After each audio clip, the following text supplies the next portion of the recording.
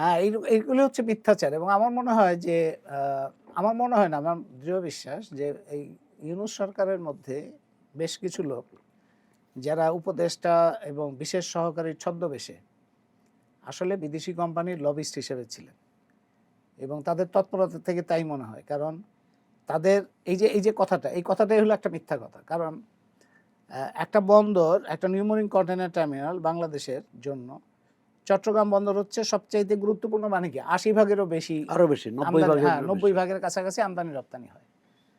এরকম কোনো দেশ পাওয়া যাবে না যে তার এইটা দিয়ে দেওয়া মানে আপনি পুরো বাংলাদেশের আন্তর্জাতিক বাণিজ্যটা বিদেশি কোম্পানির হাতে দিয়ে দিচ্ছেন। তো সেই রকম কোনো উদাহরণ অন্যান্য দেশে যেমন আছে, আপনি ১০০টা বন্দর আছে তার মধ্যে আপনি ২-৩টা বিদেশি কোম্পানিকে দিচ্ছেন। সেটাও বিদেশি কোম্পানিকে আপনি যদি কোনোটা দেনও, তার জন্য তো একটা জাতীয় সক্ষমতা লাগবে তাকে পরিচালনা করার জন্য।